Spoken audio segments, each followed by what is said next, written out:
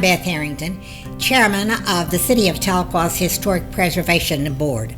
Today we're going to discuss the life and history of Sheriff Grover Bishop. Much of the life of Grover Bishop remains in the shadows of history, although many stories have been written about him.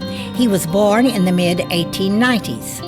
His father worked on the construction of the Ozark and Cherokee Railroad that ran from Fayetteville, Arkansas to Fort Gibson Indian Territory and reached Tahlequah in 1902. Some accounts suggest that Bishop may have been a water boy for the Dawes Commission during its work in and around Tahlequah. This may be problematic, however, due to his probable age at the time.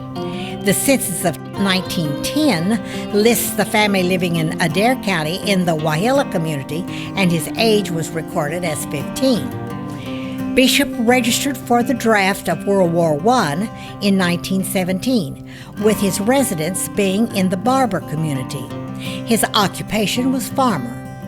He served in Europe during this conflict, where he became acquainted with the capabilities of the machine gun. A newspaper of 1920 lists his marriage to Carrie Carlisle in 1920. It is rumored that Mr. and Mrs. Bishop farmed in Cherokee County for the next several years. In 1928, the minutes of the Cherokee County Commissioners list his appointment as field deputy under Sheriff Sam Johnson. The Sheriff's Department was active in capturing many stills in the enforcement of prohibition and in the apprehension of robbers and other miscreants in the area. He was shot at least once during his law enforcement career. During this time, Bishop earned $100 a month. Adjusted for inflation, that would be around $1,500 today.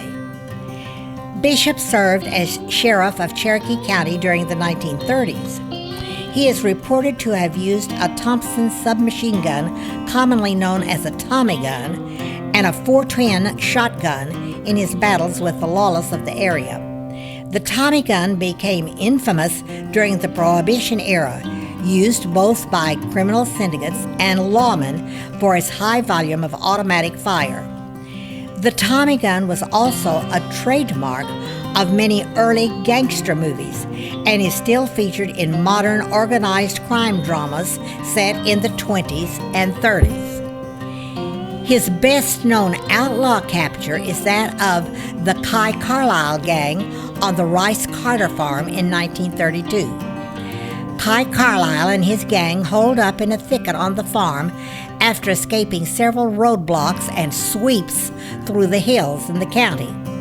Bishop stationed his posse in a triangle around the thicket, and Kai and others were killed in the gunfight that followed.